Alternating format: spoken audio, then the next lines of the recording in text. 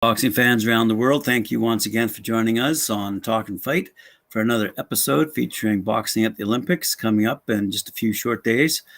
And an interesting little agenda point that came up today was an announcement from Thomas Bach, the IOC committee president. He said that something else, a long-standing tradition in the Olympics, is going to change this year, and that is no longer will medal winners be actually given their medals over their heads. They, in fact, be handed their medals on a tray so that they can place them around their necks by themselves. He also reiterated, in fact, that not only will that happen, which is a huge change in tradition, but there'll be no handshaking or hugging at these ceremonies either. So I thought that was kind of interesting news in terms of breaking with tradition.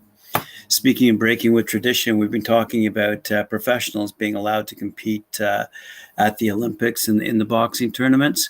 And it's interesting to note that only two Dominican boxers before have ever captured Olympic medals. Boxing gold in 2008 by Manuel Felix Diaz, and then Pedro Nolasco, who took the bronze in 1984. Well, this year they have 26-year-old Lionel de los Santos, who's representing the Dominican Republic at the Olympics, and he's hoping for a medal. He's already pro, though. He's turned pro, and he has a 3-0 record with 3 first-round knockouts. So I'm sure Mike Orr will appreciate this fellow. But he was eliminated in a field of 32 at the 2016 Olympics in Brazil by Lionel Final out of Argentina, who was the eventual Olympic silver medalist in the flyweight division. But anyway, Santos is off to the Olympics and hopes to become the third Dominican to medal. Quickly moving along these relatively short stories, because I want to get to the juicy stuff that Christian has sent me today, and that is who he's favoring in certain divisions. But another related news, the aiba is about to unveil a new scoring system. And this is, of course, as we all know, due to the fact that at the Rio Olympics, all 36 referees and judges were suspended following suspicious results. So the aiba have launched a probe into this, which is headed up by Richard McLaren. And in June, as you might recall, just last month, it was revealed that the aiba was also investigating allegations of rigged judging at the May's Asian Championships in Dubai. So, the aiba Secretary General, Istvan Kovacs, and Technical Delegate Radovic, and the Chairman of the aiba's Referees and Judges Committee, Chris Roberts, all met with officials at the Junior European Championships to discuss this as well. Kovacs said to create a brand new scoring system means to have a brand new boxing, new future. So here we go for a new future, if you will, for Olympic hopefuls down the road when it comes to judging. It's interesting that they don't have digital judging. They have moved from 3 to 5 judges and an arbitrary computer decided decision from among those 5. It'd be interesting to see what happens at the Olympics, seeing the aiba or not in any way involved in the judging at the Olympics this time around. Now on to what I promised before with respect to what our good friend Christian has found me. With respect to his opinion in the welterweight division.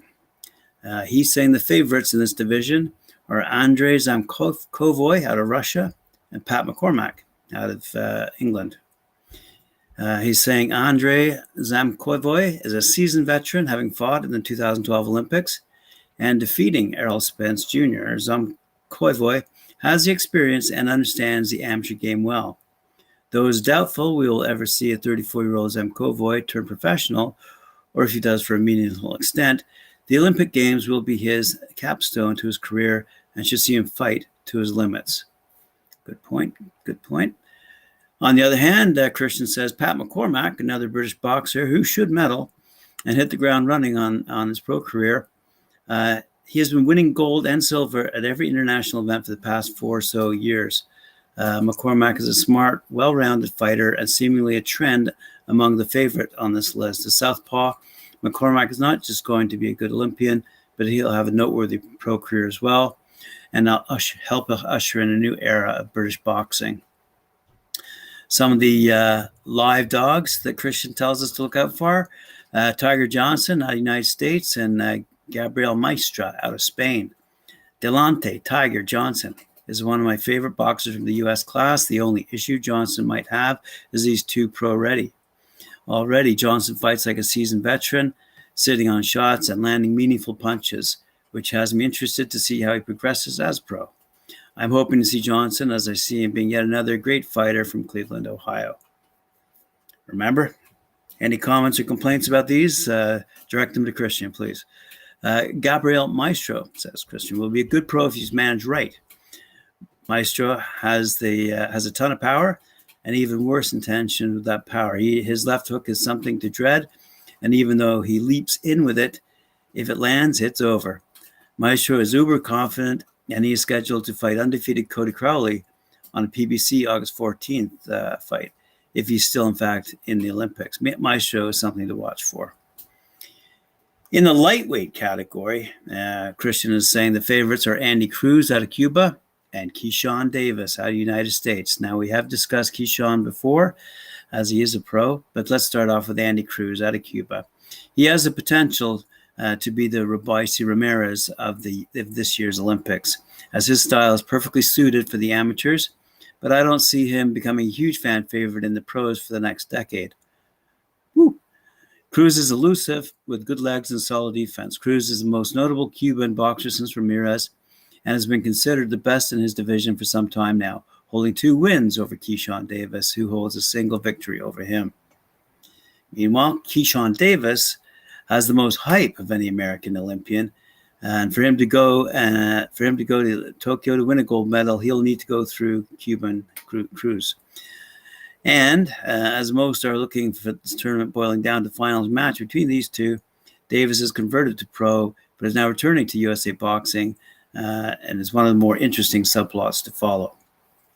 The live dogs in the lightweight division: Sofiane Oumiha out of France, Hovhannes Bachhoff out of Armenia, and Wanderson Oliveira out of Brazil. Sofiane Oumiha is an amateur boxing legend, holding Olympic wins over Teofimo Lopez, and who's competed against Lomachenko at the Olympics. Oumiha will be fighting in more than his likely last Olympics, and is a fighter that all who know of his respect, and he's a very good amateur who will transition to a solid pro, says Christian. Hovhannes Bachhoff is in the style of Arthur Abraham. Walks you down, throws big punches. I don't see him winning this tournament, but I see him having a lot of fights in Germany, possibly becoming a national draw. Wanderson Oliveira is a flashy, defensive-minded fighter who's entertaining to watch, but hasn't quite perfected how to win consistently against the elite level. Oliveira reminds me of a Juan and Hooper. What the heck? Reminds me of a and Juan Hooper. Okay, whatever. From the early 2000s, who was less worried about the score of the game and more so trying to hit you with a smooth crossover. So in a nutshell, those are the news items I have for you today, and a great roundup of the lightweights and the welterweights going up against each other in the upcoming Olympics in a few short days from now. I hope you appreciate it, and we'll see you later on this evening for the Friday night panel, where we'll have quite a few guests, actually, and then followed by a live interview at 9:30 conducted by Mike Orr at Knuckle Up. And he's got that'll be his second live interview today, because he'll also have Miyamoto out of New Zealand at his 4:00 show, Knuckle Up. Anyway, we've got a live day scheduled for the rest of the day in these upcoming shows, and I appreciate you tuning in today to the Olympic special, and we'll see you on Monday at noon. Thank you.